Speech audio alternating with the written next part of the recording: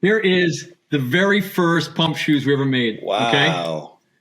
Yeah. So, dude. Of course, the PU is all flaking Yeah. off, right, Nick?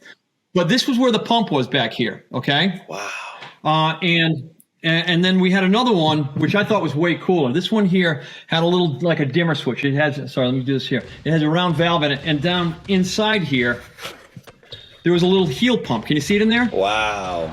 Jordan trying to shake off Starks. Oh, what a move by Jordan! LeBron James with no regard for human life. 12 seconds. Bryant for the win.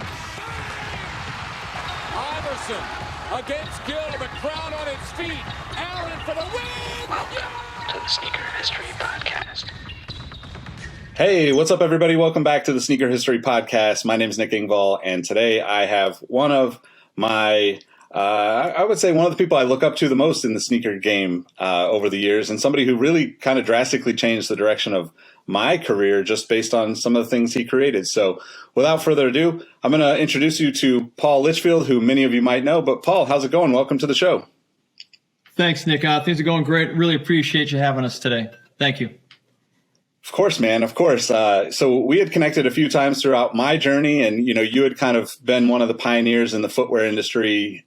Prior to that, I guess maybe give a little bit of background of how of what you've done, what you've accomplished, and how you kind of got started in the footwear industry. Okay. Well, I've been in the business for a long time, since 85. And before that, did some research. So prior to being in the footwear business, I was in graduate school program in exercise science and muscle biochemistry. Basically, how does the body perform and how does it work? And did a bunch of research in the United States at university, but then also over to Scotland working on my postmasters and on a PhD work, and had a little brief stint doing some work with Nike back in the day on research for their Columbia running shoe, which was their first full-length air sole running shoe. They wanted to look at muscle damage, over long-term, long distances and ultra distances. So we did some research back then and packaged that up, sent it to Nike. Then went back to working in university work. Came back to the United States to finish my PhD. Ran into some complications and found myself at a couple of crossroads to either dive back into academics and finish my work and become, a wicked smart professor, or I had this chance to. I interviewed with and then had this got offered a job with a small company called Reebok in the Boston area, and this was in November of '85. So in December of '85, I took a job with Reebok. Doing research and development. It was a very loose title, but I was working on product with 2 other developers and 3 designers, and that was the entire R&D department. And then I was going to do that for 6 months and then go back to school the following fall, right? Finish up. And that 6 months turned into 37 years. So, Hey, I could totally understand that. It started as a hobby for me and was one of those things that was unattainable as a kid because, the shoes were just too expensive for the family. And next thing you know, you find yourself a door opens and then more doors open. And then, I'm getting close to 20 years now myself. So. Yeah, no, Nick, it's funny because I met you. I met you when you were first kind of getting into the sneaker game, even though you'd already done a lot of writing and stuff like that, right? Yep. And you had a lot of street cred going. But much like I don't know, to me, I find a lot of us end up having this these unintended pathways that get us to the sporting or footwear destination, right? Interest in all that certainly is a momentum builder, but you need to probably change course on what you're doing, right? And then when you get in here, if you've got a genetic flaw, then this stuff really works for you, right? If something is missing in your brain, you go like, "This is really fun," it becomes part of you, doesn't it? Absolutely. Yeah. Well, so before we get into the rest of your journey and where you're at now, we've got a lot of listeners that are, I would say,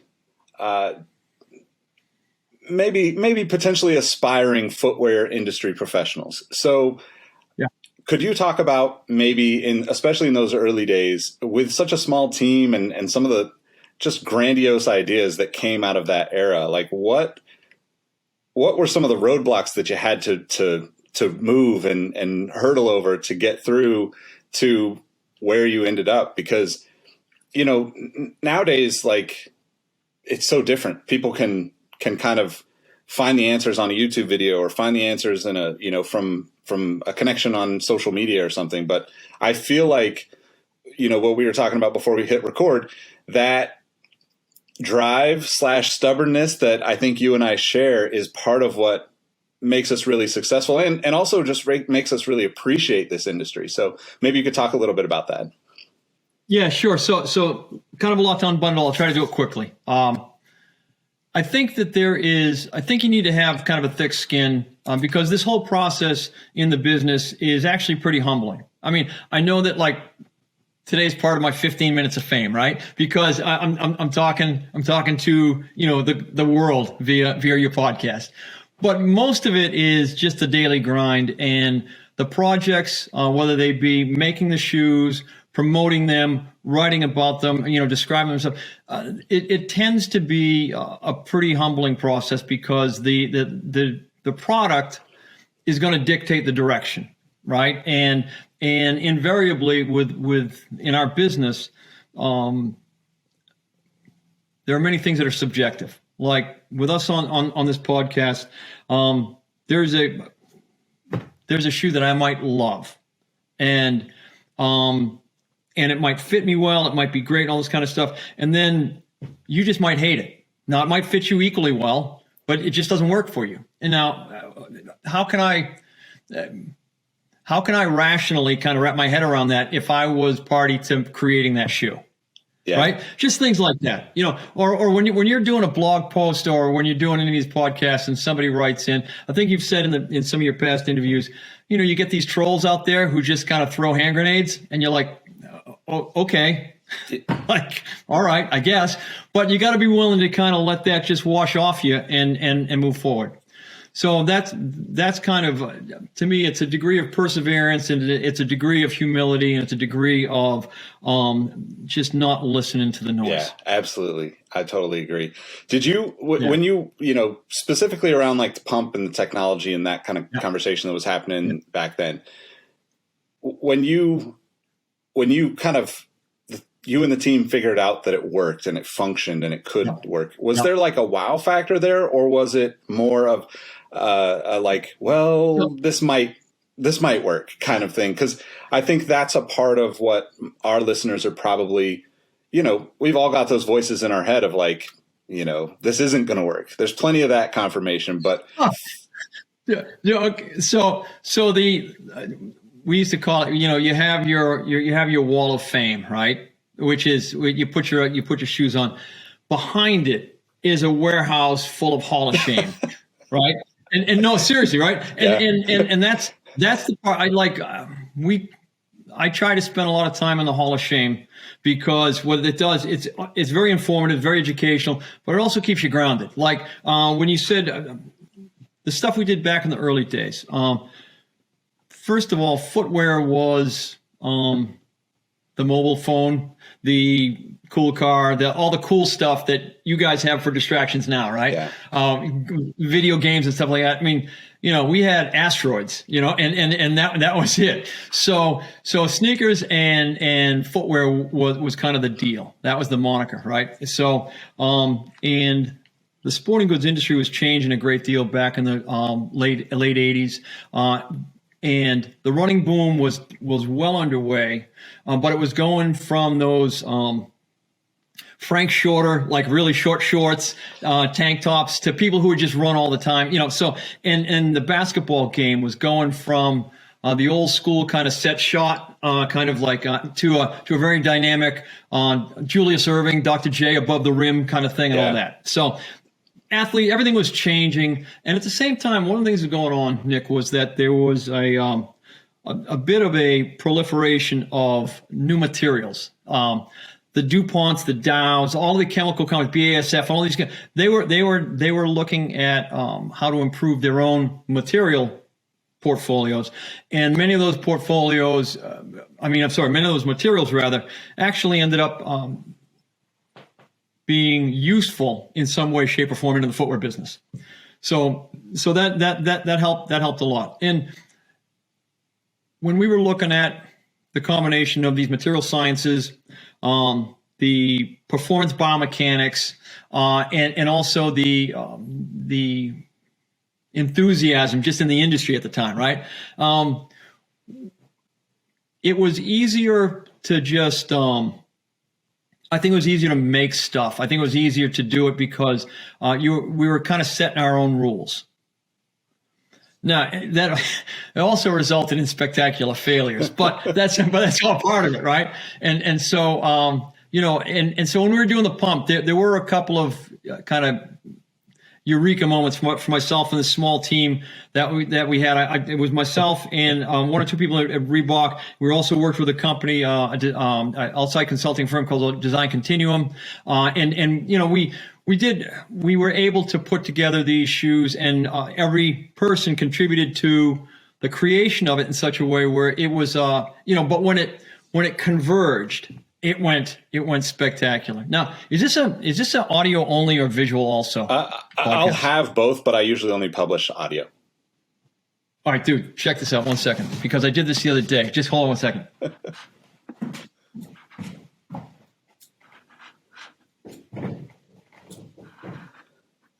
Yeah, seriously. This is my barn. So, dude, here is the very first pump shoes we ever made. Wow. Okay?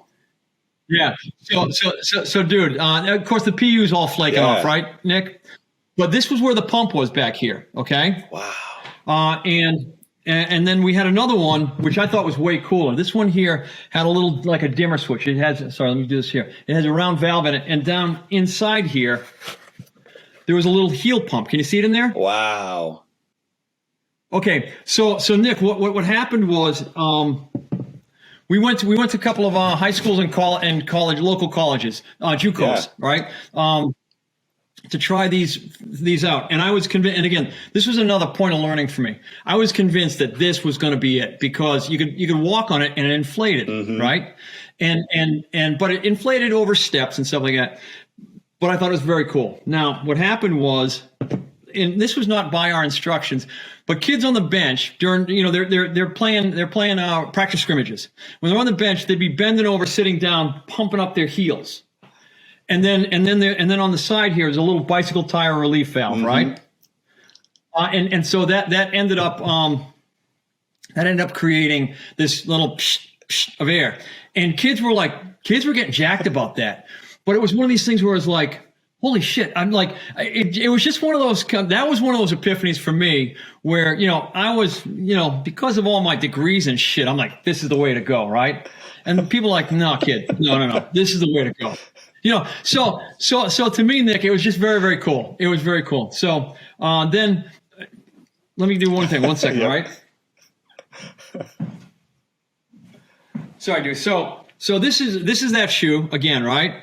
And because the PU fell apart, I want to show you this. You see these dangling little things here? We actually literally had to make the shoe, stick your hand in, make these fitment connections and all that. So it was impossible to make this shoe. I mean, we can make samples. And we brought these down,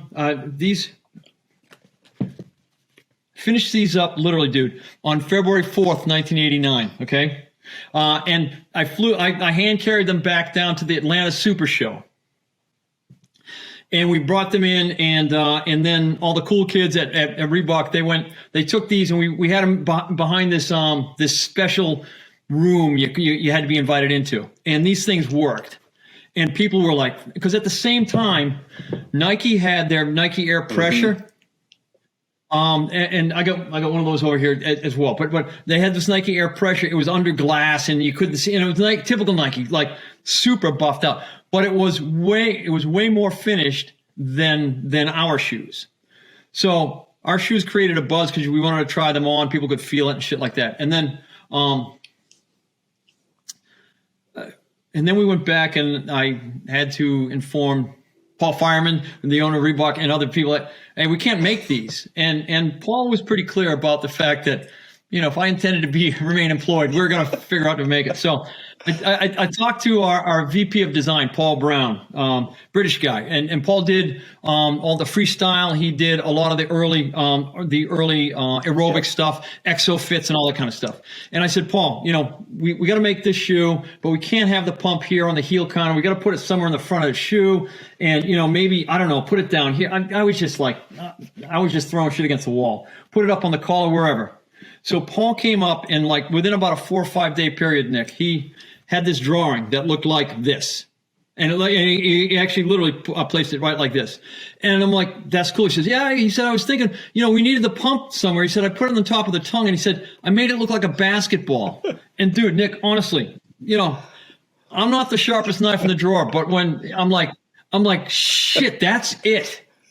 And so the whole trajectory of the project changed. The whole Forrest Gump thing, dude. Yeah. The whole trajectory changed, and this was now probably early March, right? And we had to have this thing out the door by holiday, by November. Black Friday of '89.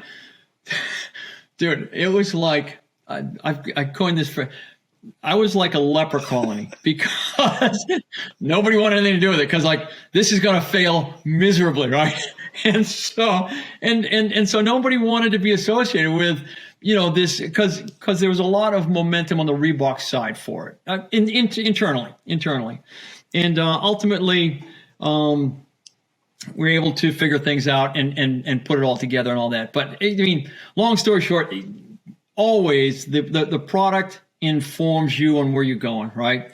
The notion that, this pump shoe, this was the idea from the beginning. Yes and no. We wanted to make a better supportive basketball shoe for bigger players, faster players. We wanted to make a shoe that had certain attributes. We settled on this customization. We're using Air as a management tool. And then basically what we did was we put it together. In late July, dude, check this out. Hold on. We're going mobile. Right. You ready? So, all right, sorry. I was going to do my iPad, but I didn't. So these are, let me see. These are the very first pump molds. Here, okay. I don't know if you can see it. This is the very first mold. Wow. It's a brass tool. Yeah. Can you see it? So this is a brass tool. It weighs, it's a solid piece of brass. And here are the, you basically, here's the pump bladder that it makes. And this is the first ones we made back in '89, right? Anyways, these brass tools, we had to sign a contract with this company, Dielectrics, who was making this with us, and we had to sign a contract for 36,000 pair in July. And my VP, my buddy who's a VP of production, Chris Walsh, Chris had said, look, you're signing this with me, because when this thing flames out, you're going down with me. I'm like, all right, cool. So, but what happened was, because Reebok was we were the biggest shoe company in the world then, we were really, despite of ourselves, we were very popular. And what happened, Nick, was our VP of sales, Bob Mears, had a great relationship with Foot Locker. And so he cut a deal with them, and I don't even want to know the details, but he cut a deal with them where they would take a container worth of these pump shoes. And they did so somewhat, I think, begrudgingly, but it at least got us a container, like about 4,800 pairs of shoes or something to be made. So our first production was started on September 21st of that year, and because I was out in Korea working on that, and we had 7,200 pair in our production run. That was it. And that was in September of '89. And then Fireman held this shoe up at the Chicago ISPO show. And he basically said, this is going to be the Reebok freestyle of the 90s, meaning this was going to set the new agenda for Reebok. And dude, from there, honestly, Nick, this is where, to me, it was super cool, because the Reebok machine, the marketing, the advertising, the athlete PR team, dude, they went into hyperdrive, and it worked unbelievably well. And the shoe became this momentum unto itself, right? And then we started selling it, dude. We sold it by the bucket. And you want to talk about being a frugal kid, or being a kid with a frugal family, right? I'm from Boston. We working family and all that. And this shoe was $170 to start. In 1989, I'm like, I mean, I couldn't afford that shit.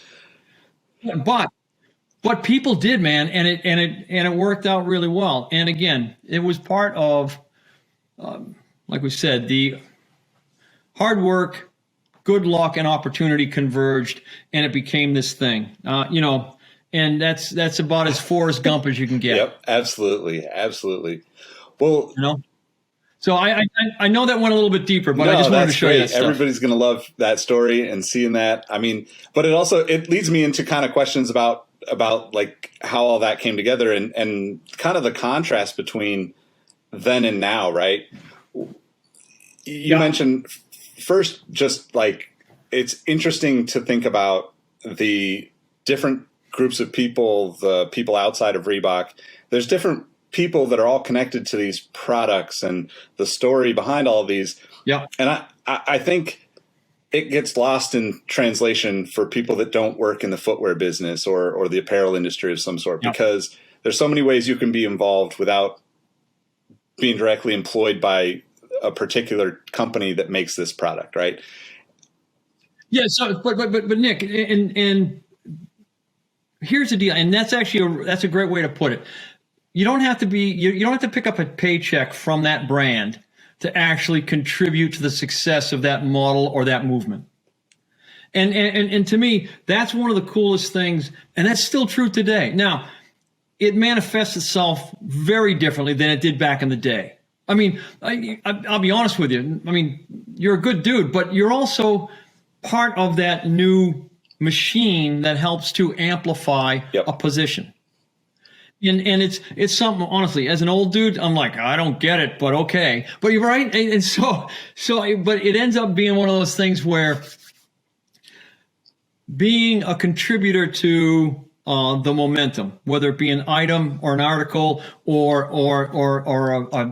a thought process, it can take on a lot of different forms, and all of them are equally important. I mean, I have product here in my barn that from over time that I've worked on, from Reebok side, the Hexalite, the DMX, I did all that stuff, and they all present differently. They all have different reasons for being, but they're only just items until the whole team plays their appropriate positions and contributes to it.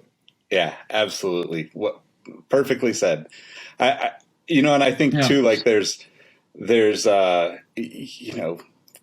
that's a missing piece, right? The new way of the footwear industry, sneakers specifically, feels very. There's just always a face in front of whatever that story or product is, and I think it's just interesting to see it evolve to that point, and I think it's an ebb and a flow, right? Like, we will probably see that change again. We're already seeing, teams of people creating really strong energy and movements and changes amongst very, very like focused areas of footwear. And I think the other part of that I think is interesting, and kind of to your early days with this, like the experimentation and the, as you said, the wall of shame behind the wall of fame, right?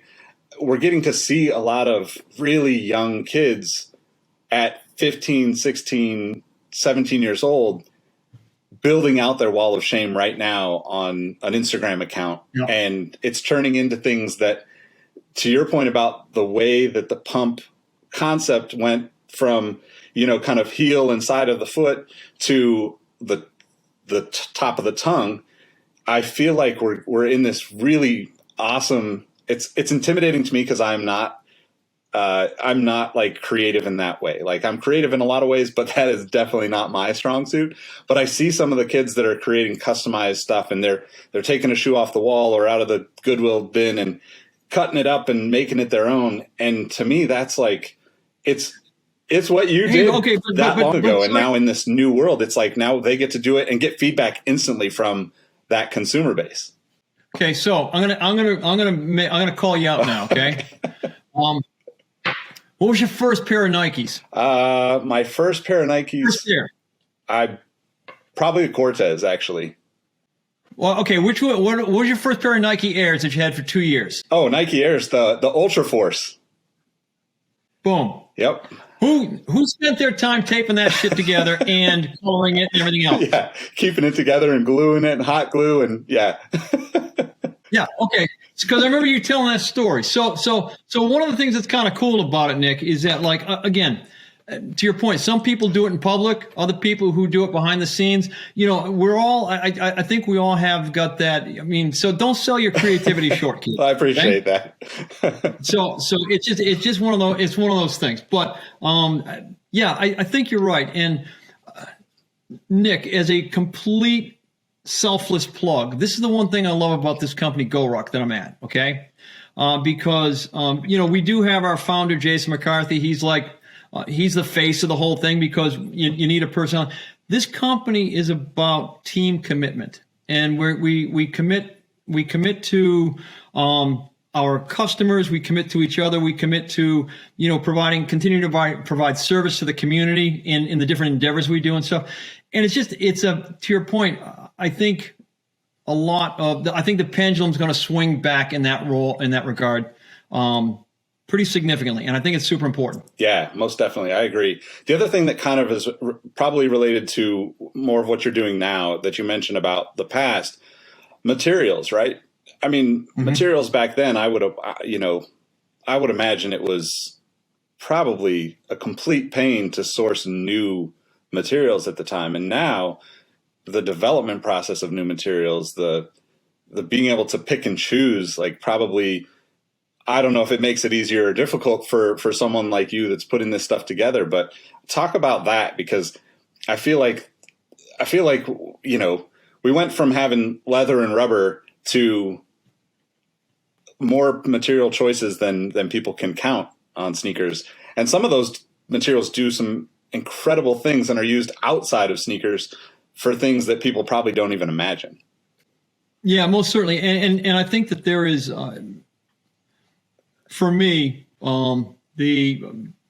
the polymer companies, the material companies, and the knitting companies. You know, how you make these one-piece knit uppers and things like that. So there's machinery folks, there's raw material folks, and material folks that have been gaining momentum as far as their throughput goes. So I'm going to say over the last. Probably since about 2010, 2012. There was a period of time in the I'm going to say mid 90s into about the mid 2000s where materials were advancing at a slower pace, right? And so like back in the early days in the 80s and early 90s, there were a lot of new materials. And it was kind of the halcyon days of the sneaker business and all that, right? So there's a lot of new stuff going on. Or more importantly, there was a lot of materials being applied into the sneaker business and athletic footwear business that were being used outside in the automotive, the aerospace area, and things like that. It's been since about, I'm going to say, 2010 or so. Don't quote me as a hard set date, but where the material companies, bioresins, the different polymers, the boosts of the world, the different foams. The eco materials, the different ways to engineer knit, your prime knits, your fly knits, your engineered knit materials, that provides, kind of mechanical structure along with these new materials. So yeah, there's a rainbow of opportunity out there in that. And one of the interesting parts is, and I think the footwear business has been going this way. Every material on a decent shoe these days has to be purposeful. Back in the day, you could put a lot of trinkets on your shoes in order to glamour them up, right? But nowadays it's more elegant, it's more streamlined, and so the materials that are on there, I think in a successful shoe, they have to be purposeful and they have to speak to the personality of the shoe. Like putting a, I don't know, I'm gonna ad lib, putting a Boost material on an eco-friendly shoe doesn't make sense. It would be a lightweight, comfortable shoe, but it wouldn't make sense. Whereas, so you know what I mean? So that kind of stuff. So the materials that are chosen and the components that are chosen for any given shoe that's successful, I think, has to support the personality of that shoe. Yeah, that's a good way to put it. I don't think people think about how that works very much. No. I think and there's various areas of the footwear industry, obviously, but we see a lot of. But so Nick, here's for me, the fact that people look at a sneaker and they go like, oh yeah, shit, I could have done that. To me, that's the biggest compliment going, because what happened, it's also a pain in the ass, because then you get underassumed and people are like, well, shit, like when you're looking to advocate for yourself and people are like, well, that was easy. It's like, well, no, it wasn't. But if you've done your job well, it looks easy. Yep. And so, and if you've done your job really well, it looks like any monkey could do it. And then, and so you're like, okay, I guess I have to be more of a pain in the ass then or something, but whatever. So. Yeah, totally. Yeah. Kind of along the lines of the individual customizers that we're seeing a lot of now. Mm-hmm. How do you, I don't know if it's how do you feel about it, or what do you think about like the kind of, I'm going to be a little negative Nancy here. I'm hoping that it's a trend that kind of goes away, because I'd like to see more innovation in footwear. But we have this kind of hot trend of, oh, here's a classic shoe of some sorts, and now I cut the seams off the tongue, or I, change the logo placement. And I think that's great and creative personally when it's, somebody just tinkering at home and playing around with it, or a customizer that's doing it. But I feel like we're seeing the brands kind of do that. And, I don't know, maybe it's just wishful thinking, because I feel like, to your point about all these different materials and how far we've progressed in the last decade or so, there's a lot of opportunity to go beyond that and to think further outside the box than we ever have before about what footwear could be, even in the environmental aspect of it. To your point about, when people mix a Boost and a recycled upper, it's like, well, those two things, it's like me putting a V12 in my Honda. It doesn't make sense. The interesting part, on an individual level, there are definitely people, or there are people inside of these big brands that are super talented and that tinker, and they put these ideas together, these retro ideas. That's great. I think it's wicked lazy on the big brands' part, and I think that it's quite frankly easy for them, because the blueprint's already done, and so the risk is very manageable. And the reward is incrementally higher, right? Operating with, so taking a half a step back, everybody wants to be innovative, right? Because that's really cool. Until you realize that innovation by definition is disruption. And the brands don't want disruption. They want incremental revenue to last year, right? If you want to be innovative, you're going to find yourself standing alone in a barn in Massachusetts, okay? It's just the way it is. Or Sacramento, Exactly. Same thing, right? If you're headphones on in Sacramento, that's how it goes, kid, right? And so, but really, and it's not that that's the price you pay, because that sounds too melodramatic. But, like if you want to be, if you want to be bold, you got to be willing to be bold, which means you may not be popular. So if you're going to do a new article, if you're going to do something new, there's a chance. Well, first of all, it's not going to be endorsed by everybody. So there's going to be a population of people who don't like it to begin with. But there's a chance that it may not rise to that level of notice, either inside of your company or out to the world. And it's like, okay, welcome aboard. Right? Yep. And it's, and yet that's kind of the fun of it, isn't it? It's like, when there's a chance that you're going to get scraped up and go down pretty hard, you say like, well, let's give it a try. I mean, Yep. So. Yep. Well, and that kind of leads me into, where I wanted to get with this conversation anyway, right?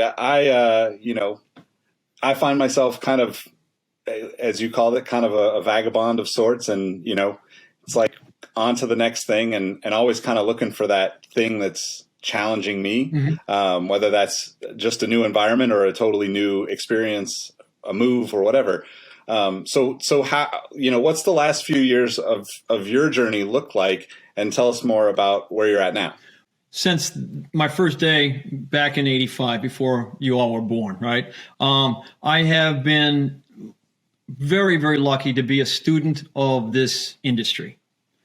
And I mean, the footwear business, I mean, the material business, I mean, the manufacturing business, the science business of things and all that. Literally, I mean, and I say that without trying to, have a red badge of courage. I mean, I really think that I've been fortunate to be a student of this, and to this day I am.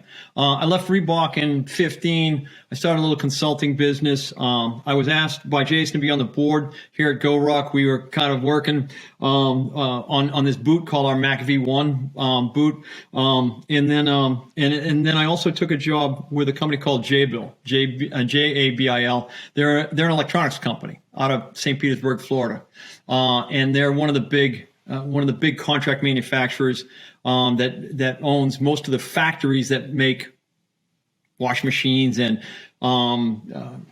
set-top boxes for your cables, TV, all this kind of shit, right? Well, they hired me to be the chief engineer of their innovation in footwear and apparel manufacturing, which is great because I'm not an engineer at all. I mean, and I was with a bunch of smart engineers, but it enabled me to go in and see what they're doing in the world of robotics and manufacturing and things like that. And it was just a great way for me to go back to school, right? And learn stuff. So I did that. And then in the meantime, Jason, we launched this boot, this Mac V1 boot, and Jason said, hey, why don't you stop messing around? And I'm saying this for the family audience here. He's like, why don't you stop messing around and why don't you just come down and work with us? And so I said, yeah. And so in 18, I started working at GORUCK as the head of product, which is a self-indulgent title. It really is. We've got about 35 people. We're a small company that's growing. The company has got this, Nick, it's got this palpable energy of just like, it reminds me of the early days of Reebok, where we're like the sky's the limit and everything is possible, literally. And we make great rucksacks, which are backpacks. We have these great events that are team building events. We make some awesome apparel and we make some pretty kick-ass footwear. And so it's one of those things where, our footwear, the size of our footwear is about the size of any big brand salesman samples for the year, literally. So we're not a force to be reckoned with from a volume standpoint. We are from an impact standpoint. Our product is not only purposeful and the materials complement the personality of our boot or our ballistic trainer, our cross training shoe. By the way, this one here, dude, this is our new, we call this the Freedom Ballistic Trainer. We're going to do this as a charitable event to generate revenue for the people of Ukraine. Nice. Because this is the color of the Ukraine flag. Yeah. So Nick, this is coming out in the fall. Yeah. Cool. Okay, yeah. We'll definitely get the details so we can let everybody know when it lands. Too. Very, very cool. Thanks, Nick. And so this little company called GORUCK, it has actually, honest to God, dude, it has kind of riled me up like the good old days back back when we had to make this shoe here, you know. It's true, and it's with a group of equally driven but completely different people. We got a bunch for a small group. It's a pretty eclectic blend of people, which is what you want, you know. And so it's not all that, you know. You don't need two Paul Litchfields anywhere in the universe, right? And so we got a bunch of different people in this small group, and it's cool. So that's what I've been doing since 18. I continue to work at GORUCK. It's an emerging brand. It's a brand that already makes product that is already impactful, even though we're not huge yet. We're not even big yet. So that's awesome, man. I mean, and I 100% can relate to all of that, the energy, the you know, just I feel like it's one of those, can we really do this? Yeah. And you get 4 or 5 people that say, you know, family safe. Yeah. Hell yeah, we can do this. Yeah. And off you're running, you know. Yeah. So well, it's like your sneaker history podcast, dude. You guys crank out more content than than large corporations. I don't know how the hell you do it. Hey, we just keep going. We just make sure that we still like talking to each other, and you know, that's cool. Having these conversations gets us motivated, because it's like, man, these stories are so good. More people need to hear about them, and you know, that'll get another 50 weeks worth of episodes for us. And, you know, we'll reconnect 2 or 3 years from now, and you'll have some new thing to tell me about from GORUCK that we can talk about. So absolutely. No, for sure, Nick. And dude, I really appreciate the time to talk about this today and the history and all that kind of stuff. But I think you hit the nail on the head when you said that, you know, this is like, it takes a village to raise a shoe, right? and what's funny is that, you know, today I get to be the face of the conversation. But honest, dude, I'm just the mouthpiece for a team behind me at GORUCK, a team at our manufacturing place, some raw material suppliers who I've known for 30 plus years, who have said, hey, look, you guys aren't big enough yet, but because we know you, and because we know, you know, because you're a pain in the ass, we'll work with you, right? You know, so yeah, no, and so it's all those people that actually culminate or work together to culminate into the output. And what happens is you end up getting kind of a single shot. You know what I mean? Yep, 100%. Well, I appreciate you making the time to talk with me, and, you know, obviously excited for the next things, and definitely keep us in the loop when this shoe comes out so we can tell people about it. And, you know, just appreciate, I mean, truly just appreciate you being yourself, and kind of just, you know, sharing this journey with people, because I think it's inspiring. I found it inspiring. You know, there's only 4 or 5 people that I count on that list of people that had a story that was connected to the footwear industry that I could actually interpret well enough for my parents to understand. Yep. So, you know, that was one of those special things, and you're one of those few people that I've gotten to, you know, it's like, it's always, it feels like I'm meeting the legend for the first time again every time. So I appreciate it. Dude, Nick, thanks, brother. I really appreciate it. That's super nice to say. And dude, like the energy that I convey is based on the energy that I get and the enthusiasm and stuff like that, truthfully. And dude, I met you when you were a punk just coming into this business, right? Yeah. No, like, well, hold on. You told me you used to work in like the telephone business, didn't you, or something? Yeah. I was doing sales for AT&T. Yeah, that's right too. The most. Yeah. Hey, I was just happy to get a check. And then as soon as I realized that I didn't have to wear a shirt and tie and I could go do something else, it was like, well, I'm never going back there. But I say that lovingly because, you know, I've still got to make sure that my AT&T cell phone stays on. But exactly. You know. No, but dude, because I remember meeting you, you know, much younger, and I don't know, the legacy that you're creating and your content and the way that you invite people in. It's super important, and it's super appreciated. I appreciate that. Thank you very much. Well, let's make sure that people know how to find GORUCK then before we wrap up.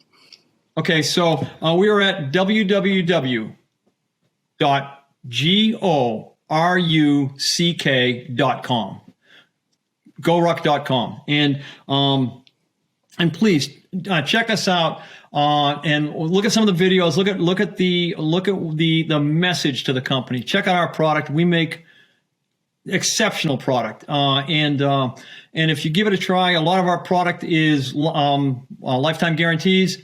We fix, we repair things. Our footwear is literally best in class, and I'll take on any of the boys to any of my old friends to have that conversation. I love to hear it. Well, thanks again for making the time. Thank you everybody for listening. We'll see you on the next episode.